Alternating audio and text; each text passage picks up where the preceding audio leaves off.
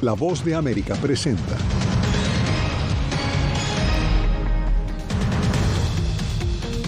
Estados Unidos evalúa conceder permiso condicional humanitario a venezolanos. No me explico todavía cómo estamos vivos. Quedamos encerrados dentro de la casa. Sin esperanzas de encontrar sobrevivientes, se encuentra la población venezolana Las Tejerías tras el paso de la tormenta Julia. Mientras que en Guatemala, los remanentes del ciclón ponen en riesgo a 37 municipios. Y en nuestro especial Villarrica, la fiebre de la minería de Bitcoin en Paraguay. Y más o menos yo calculo para 20.000 casas.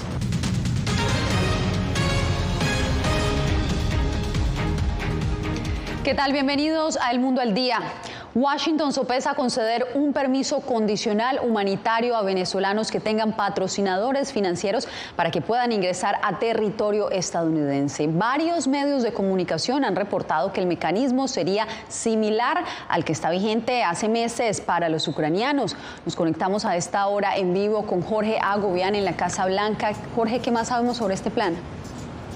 Yasmín, hasta esta hora La Voz de América ha conocido que el anuncio de esta acción humanitaria por parte de la administración Biden es inminente. Sin embargo, hasta este momento en el que estamos conectados con ustedes, no ha sido oficialmente publicado por el Departamento de Seguridad Nacional. ¿De qué trata esta medida? Pues significa que personas que se encuentren legalmente en Estados Unidos podrán solicitar o hacer la petición para que un migrante venezolano pueda entrar de manera legal al país a través de un puerto de entrada, ya sea en la frontera o en un aeropuerto. Eso según la información extraoficial que ha sido publicada por los medios de comunicación en las últimas horas. Sabemos también que durante esta jornada del miércoles se reunieron México y Estados Unidos en Ciudad de México para tener un diálogo de alto nivel sobre seguridad, y en esa conversación se habría llegado a una decisión de que Estados Unidos deportará a aquellos venezolanos que intenten ingresar a la frontera de Estados Unidos de manera irregular. La única manera, al parecer, de que puedan estar legalmente en el país y admitidos sería a través de este programa que, como decía, sería anunciado en las próximas horas por el gobierno estadounidense. Esto ya ha tenido reacciones por parte de los republicanos. Voy a leer parte de un tuit publicado por el senador Risch, republicano, y dijo, y voy a citarlo: "No se puede ignorar la ironía de que la administración Biden ayude al régimen de Maduro a permanecer en el poder, comprando su petróleo y al mismo tiempo creando nuevos programas para patrocinar refugiados creados por la brutalidad de Maduro". Fue parte del comunicado enviado en Twitter. Vamos a estar muy pendientes al desarrollo de esta información, por supuesto. Yasmín. Estaremos atentos, Jorge, gracias. Y a propósito, pasamos a Venezuela, donde no hay esperanzas de encontrar sobrevivientes. Los pobladores de Las Tejerías siguen frente a sus casas intentando rescatar lo poco que quedó tras la devastación provocada por las lluvias atribuidas al paso del huracán Julia por el Caribe. Adriana Núñez Rabascal nos informa desde la zona del desastre. Aún se preguntan cómo pasó. Con impotencia y resignación, pobladores de Las Tejerías en Venezuela miran sus casas hoy sepultadas en barro. No me explico todavía cómo estamos vivos. Quedamos encerrados dentro de la casa, mi mamá, mis sobrinos, mis hermanas, y logramos salir por el techo. Tiene pocas esperanzas de encontrar algo. El agua arrastró el auto de un vecino y se estrelló contra su casa. Es imposible conseguir algo aquí cuando ya no, todo se lo llevó. En cada paso, las víctimas tropiezan con recuerdos hoy cubiertos de lodo. Colchones, zapatos, juguetes. Algunos, como Ángelo, se arriesgan a entrar a las estructuras devastadas para recuperar algo, aunque sea solo de valor sentimental, pues lo más importante para él ya se perdió. Su madre y su hermana murieron en este lugar. Vamos a recuperar el techo antes que se lo lleve otro, porque aquí la gente también, bueno, no sé qué te puedo decir, mi amor, aquí la gente hace leña del árbol caído. Los vecinos se unen a los socorristas para limpiar el fango que ya se va secando y ayudar en lo que sea posible. Porque hay muchas personas, mucha gente que tiene familia desaparecida y lo que quieren es conseguir sus cuerpos. Justamente este pastor belga llamado Amigo es parte de la brigada canina que busca ubicar los cuerpos de quienes quedaron atrapados en medio del deslave. Aún no se ha calculado cuánto podría costar reconstruir esta pequeña población y mucho menos cuánto tiempo demorará. La zona sigue siendo vulnerable, pues está a apenas 100 metros de una de las quebradas que se desbordó el pasado sábado. Hoy se camina sobre las ruinas de lo que hace unos días eran hogares y comercios. Adriana Núñez Rabascal, Las Tejerías, Venezuela. Entre tanto, en Guatemala, los remanentes del ciclón tropical Julia siguen generando estragos. Más de 60.000 guatemaltecos han sido afectados por unas 200 inundaciones alrededor del país, según las autoridades. Ligia Toledo nos informa. El fenómeno natural Julia impactó a Guatemala como tormenta tropical y horas después se degradó a ciclón, pero los remanentes continúan siendo un peligro para 37 municipios, especialmente en el área sur del país. Más de 500 socorristas, elementos del ejército y Conred apoyan en las labores de ayuda humanitaria. Debido a que se espera crecida de ríos y lluvias copiosas hasta el jueves, se continúa movilizando equipo humano. Hasta el momento se ha hecho un despliegue de 175 elementos que estarán arribando en las próximas horas al departamento de Quiché, San Marcos, al área de Cobán, Quetzaltenango y Suchitepeque. Por las inundaciones y saturación de los suelos, 8 personas murieron soterradas, 5 en Alta Verapaz y 3 en Huehuetenango. En 62 albergues habilitados en 6 departamentos, continúan resguardadas 6.634 personas. Hay comunidades que quedaron incomunicadas. Hay 7 carreteras seriamente afectadas, tenemos 7 puentes, de los cuales uno tiene daños estructurales, los otros son en aproches, pero ha quedado incomunicado. No podemos entrar a trabajar por la cantidad de agua. En 276 municipios hubo daños a cultivos como maíz, frijol, café y banano. Como Ministerio de Agricultura hemos estado haciendo nuestro análisis de monitoreo a través del Centro de Información Estratégica Agropecuaria. Se activó de manera pronta el estado de emergencia en el país. Debido a los daños provocados por el ciclón Julia, el mandatario guatemalteco Alejandro Yamatei declaró estado de calamidad. En el Congreso de la República se decidirá si aprueban o no la medida. Ligia Toledo, Voz de América, Guatemala.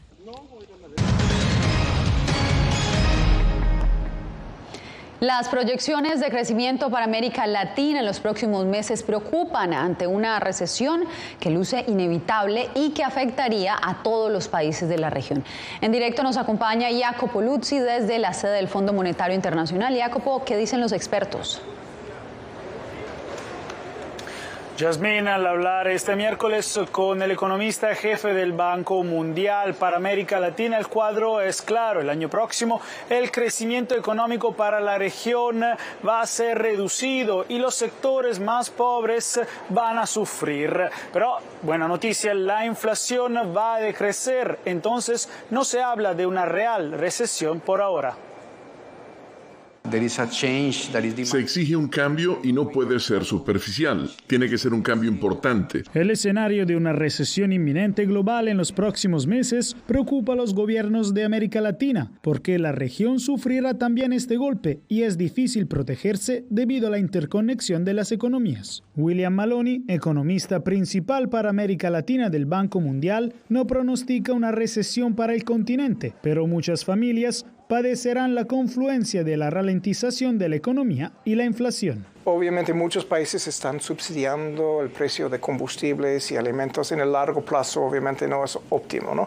Cuesta un montón de plata por parte del gobierno y también es mucho mejor tener políticas mejor enfocadas en las familias. Con una economía que crecerá en 2023 solo un 1,7% en promedio, pero en 2024 vendrá un repunte y alcanzará un 2,4%. No es suficiente para aliviar la pobreza o reducir las tensiones sociales, ¿no?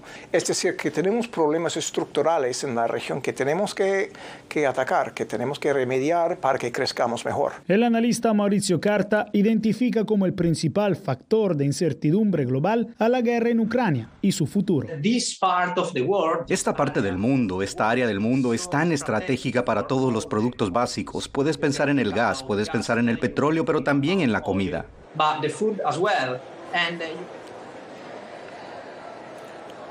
Los problemas son varios, pero frente a las opciones de una alta inflación y una recesión económica, los gobiernos y los expertos no tienen dudas. Es mejor una recesión porque hay más margen de maniobra, mientras con los altos precios se pueden, por ejemplo, disparar, Jasmine, y no pueden tener más control. Gracias por la información, Jacopo. Y en más noticias, un escándalo político envuelve a 3 legisladores latinos captados en una grabación secreta cuando hacían comentarios racistas y despectivos. El hecho ha suscitado numerosos llamados de renuncia, hasta del mismo presidente Biden. Verónica Villafañe nos tiene los detalles. Manifestantes expresaron su furia y exigieron la renuncia de 3 políticos latinos: Nury Martínez, la primer presidenta latina del Ayuntamiento de Los Ángeles, y los concejales Kevin de León y Gil Cedillo. Ocurrió durante la primera reunión del Consejo desde que se filtrara una grabación de comentarios racistas. En ella, Martínez menosprecia a indígenas mexicanos, judíos y al pequeño hijo adoptivo de un concejal blanco al que tildó de malcriado. La charla de 1 hora en octubre del 2021, en la cual también participó un líder sindical, es la causa de un escándalo que ha sacudido el establecimiento político de Los Ángeles, como explica el analista Hernán Molina. Yo creo que esto realmente ha demostrado que no se puede confiar en estas personas. Estas personas tienen que renunciar. Los 3 ofrecieron disculpas por escrito. Martínez renunció a su cargo de presidenta y tomó licencia administrativa, pero el miércoles aún no abandonaba su puesto. Nury Martínez, renuncie. Kevin de León, renuncie. Crece la presión para que todos renuncien, uniéndose a los constituyentes un sinnúmero de legisladores, incluyendo al alcalde Eric Garcetti, el gobernador Gavin Newsom y hasta el presidente Biden. Dentro de la misma comunidad latina hay un sentimiento de defraudación. Molina dice que se necesita unidad y una coalición de todas las comunidades para sacar adelante a la ciudad, y que no hay manera que los 3 concejales puedan lograrlo en sus cargos. No pueden liderar, no pueden llevar adelante el trabajo que se necesita, y esta es una ciudad con muy graves problemas, que necesita gente que esté enfocada en la labor. Verónica Villafañe, Voz de América, Los Ángeles.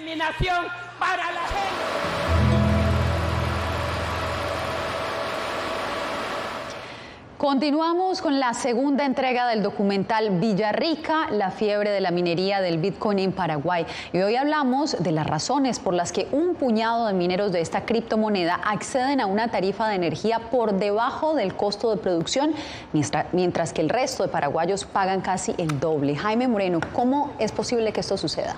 Hola, Yasmín. Esa es justamente una de las grandes contradicciones en las que se está dando la minería de Bitcoin en Paraguay. Mineros de Bitcoin, especialmente en la ciudad de Villarrica, que tienen acceso a grandes cantidades de energía eléctrica, pagando una tarifa muy reducida. Inclusive algunos consideran que es una tarifa subsidiada por el resto de los paraguayos.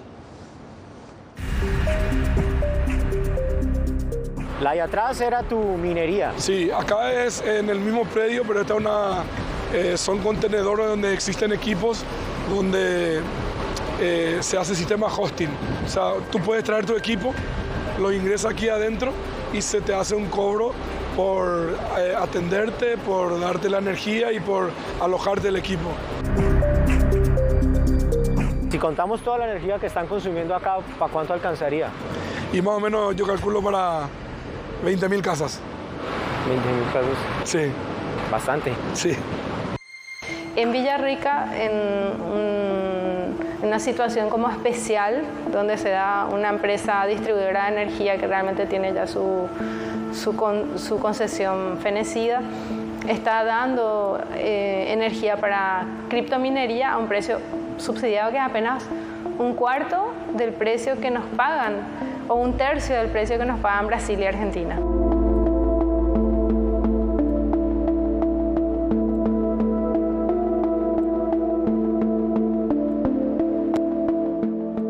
Demás usuarios tenemos que pagar esa diferencia para que la ANDE equilibre sus cuentas, ya sea en nuestra factura de luz o en una peor calidad de servicio, porque no se pueden hacer las inversiones necesarias debido a este déficit que genera la criptominería en la empresa eléctrica.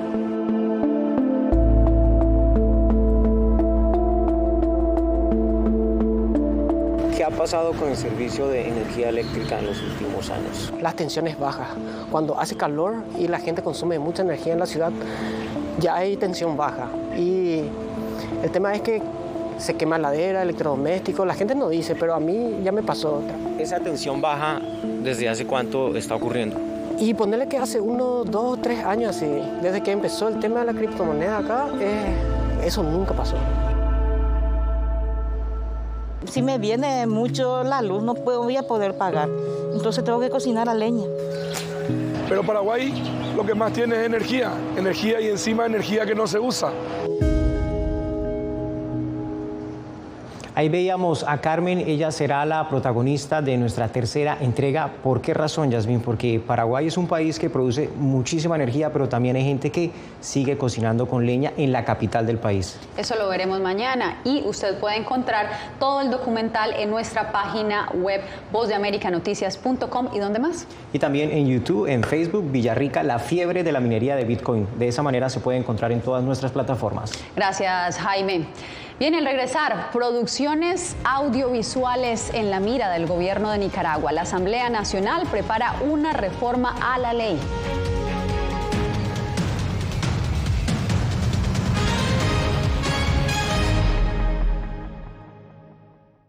Si contamos toda la energía que están consumiendo acá, ¿para cuánto alcanzaría? Y más o menos yo calculo para 20.000 casas. Villarrica, la fiebre de la minería de Bitcoin en Paraguay. Una producción especial de La Voz de América. Encuéntrala en vozdeamerica.com y en todas nuestras plataformas.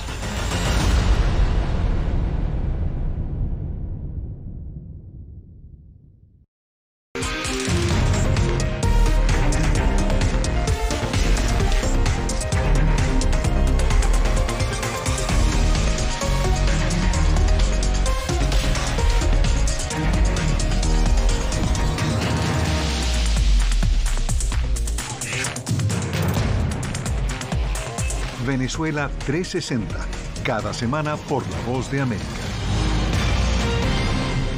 ¿Qué tal? Desde Washington comienzan las noticias en El Mundo al Día. Día a día, desde la capital de Estados Unidos y donde se producen las noticias que más te impactan. El objetivo es llegar al otro lado de la frontera para pedir asilo.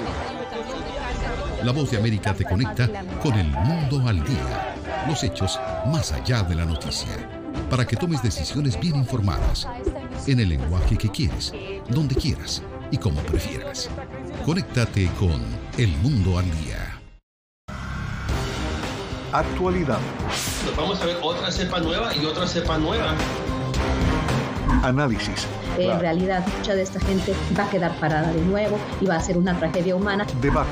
Dejen la obsesión. La obsesión la tienen ustedes. Con la información más allá de los titulares. El tema energético es algo que se está analizando. La inflación es un problema global. 30 y 50 metros están ya las tropas. Su respuesta, doctor. Todas las semanas por La Voz de América.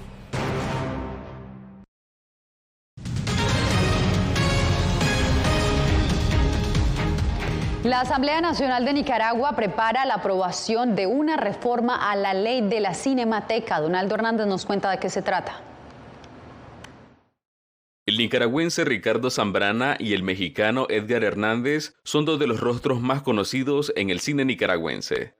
Ricardo por su actuación en la serie Sexto Sentido y Edgar por su película documental La Ofensiva Final, que retrata la guerra civil en los años 70. Ambos coinciden en criticar al gobierno de Nicaragua por una reforma a la ley de la Cinemateca Nacional que le permite a esa institución prohibir y decomisar producciones audiovisuales.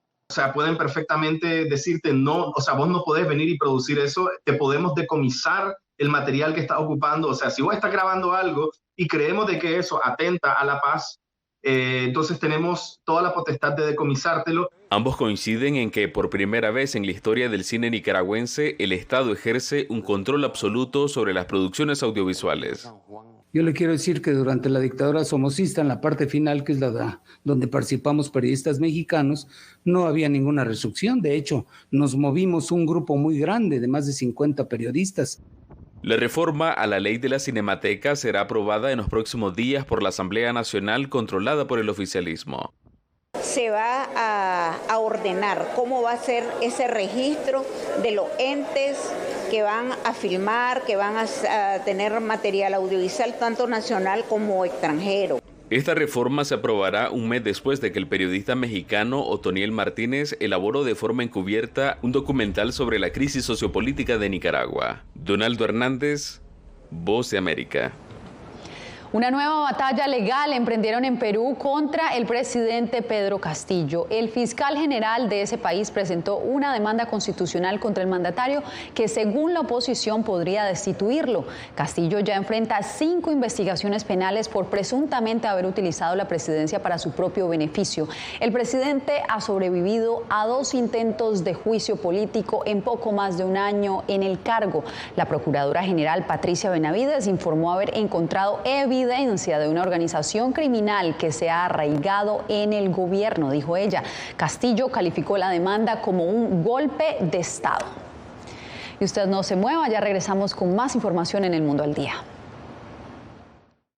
Hace un año fueron despojadas de todo en su tierra, pero lejos de silenciar su talento, desde su exilio obligado sus notas musicales ahora se escuchan en todo el mundo. La Voz de América presenta Sinfonía de Coraje. La odisea para huir de la persecución talibán en Afganistán de las 2 últimas integrantes del Instituto Nacional de Música que permanecían en ese país.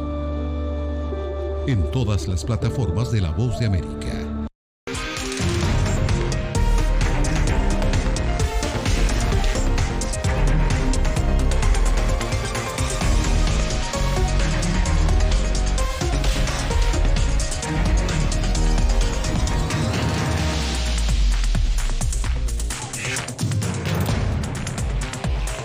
Venezuela 360, cada semana por La Voz de América. ¿Qué tal? Desde Washington comienzan las noticias en El Mundo al Día. Día a día, desde la capital de Estados Unidos y donde se producen las noticias que más te impactan. El objetivo es llegar al otro lado de la frontera para pedir asilo. La Voz de América te conecta con El Mundo al Día. Los hechos más allá de la noticia. Para que tomes decisiones bien informadas, en el lenguaje que quieres, donde quieras y como prefieras.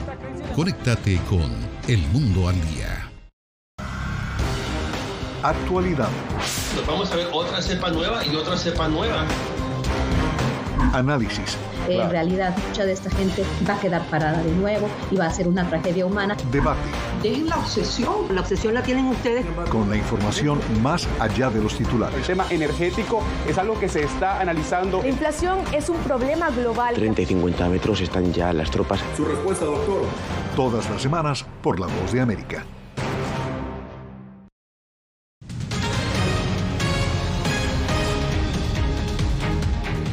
El aumento de casos de cólera en Haití tiene en alerta a la Organización Panamericana de la Salud. Diva Lizeth Cash nos presenta la actualización.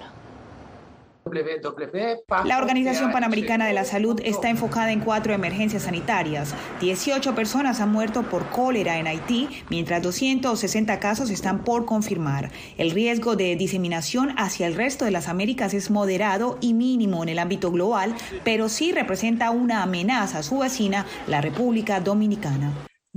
Estos desafíos paralelos están complicando las iniciativas para ofrecer asistencia humanitaria y la respuesta al brote. El acceso limitado al agua potable está creando las condiciones perfectas para el cólera, que se disemina a través del agua y alimentos contaminados. Por otra parte, se reportan 45.000 casos de viruela del mono en las Américas, el 63% del total global. Y aunque ha habido una desaceleración, la semana pasada se reportaron 2.300 nuevos casos en Estados Unidos, Brasil, Colombia y México.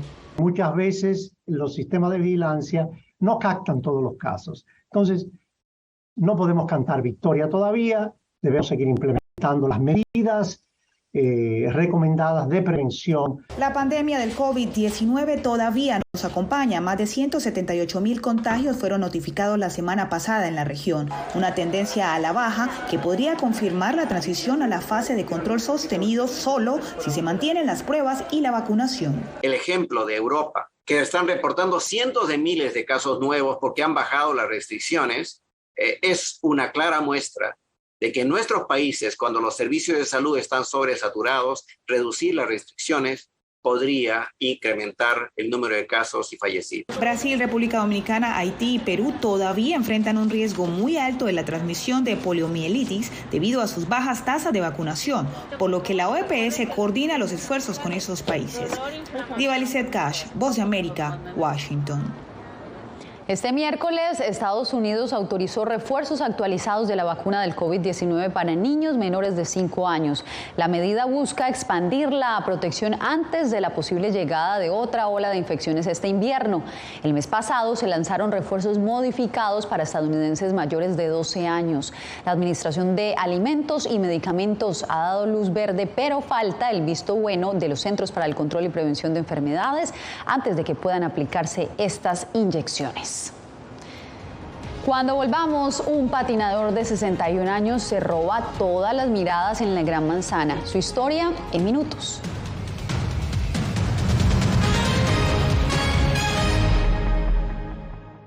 Si contamos toda la energía que están consumiendo acá, ¿para cuánto alcanzaría? Y más o menos yo calculo para 20.000 casas. Villarrica, la fiebre de la minería de Bitcoin en Paraguay. Una producción especial de La Voz de América. Encuéntrala en vozdeamerica.com y en todas nuestras plataformas.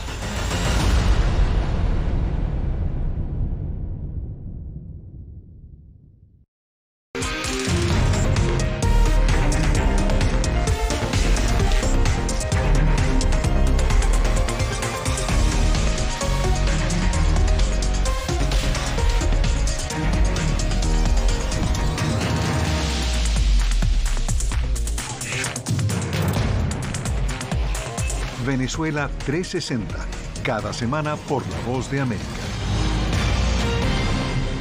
¿Qué tal? Desde Washington comienzan las noticias en El Mundo al Día. Día a día, desde la capital de Estados Unidos y donde se producen las noticias que más te impactan. El objetivo es llegar al otro lado de la frontera para pedir asilo.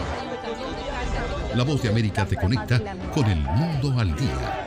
Los hechos más allá de la noticia. Para que tomes decisiones bien informadas, en el lenguaje que quieres, donde quieras y como prefieras. Conéctate con El Mundo al Día. Actualidad. Nos vamos a ver otra cepa nueva y otra cepa nueva. Análisis. En realidad, mucha de esta gente va a quedar parada de nuevo y va a ser una tragedia humana. Debate. Dejen la obsesión. La obsesión la tienen ustedes. Con la información más allá de los titulares. El tema energético es algo que se está analizando. La inflación es un problema global. 30 y 50 metros están ya las tropas. Su respuesta, doctor. Todas las semanas por La Voz de América.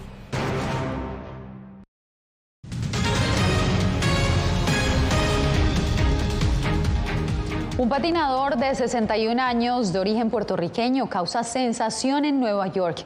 James Cotto demuestra que la pasión no caduca con la edad. Ángela González lo acompañó a sus sesiones de patinaje y nos trae su historia. Comenzó desde muy niño en las calles de Nueva York junto a su hermano y amigos. Siempre estábamos jugando el tag o haciendo carreras. Y como a los 14 años fue la primera vez que vi a gente bailar encima patines. Desde entonces no se volvió a bajar de sus patines y sin quererlo se convirtió en campeón de carreras de los Juegos Panamericanos de 1985. Quería hacer algo, me puse con el equipo, aunque no era mi pasión, y hice muy bien y cogí una medalla de oro. Su baile sobre patines se volvió reconocido y Cotto integra las coreografías de las pistas de patinaje como Disco Oasis en el Parque Central, donde comparte con jóvenes que tienen la mitad de su edad. Yo pensaba que no iban a estar a mi nivel, pero muchos estaban pasados mi nivel. A sus 61 años, pese a estar ciego del ojo derecho, padecer degeneración macular en el ojo izquierdo y tener trasplante de cadera, Cotto sigue siendo la sensación del patinaje y baile sobre ruedas. Aunque no veo las caras bien, pero veo las personas y puedo ir fácil y sin chocar con ellos. Ahora de noche, muy difícil. Su osadía no solo sirve de inspiración para muchos, sino que demuestra que lo que se hace con pasión no tiene fecha de expiración. Cotto continuará su legado impartiendo clases gratuitas para niños y jóvenes en pistas como esta, en Prospect Park en Brooklyn. Ángela González, Voz de América, Nueva York. Lo que se hace con amor no tiene fecha de expiración. Bien, y esta noticia, el patio de una cárcel al sur de La Paz se convirtió en una pasarela. Más de 15 internas desfilaron sobre una alfombra roja luciendo las prendas que ellas mismas confeccionaron en la cárcel de mujeres de Obrajes al sur de La Paz. El evento fue organizado como parte de la celebración del Día de la Mujer Boliviana. Las presidiarias han adoptado el tejido como un método de superación y esperan vender sus creaciones para ayudar a sus familias. Con esta historia nos despedimos por hoy. Nos vemos mañana nuevamente. Les informó Yasmín López.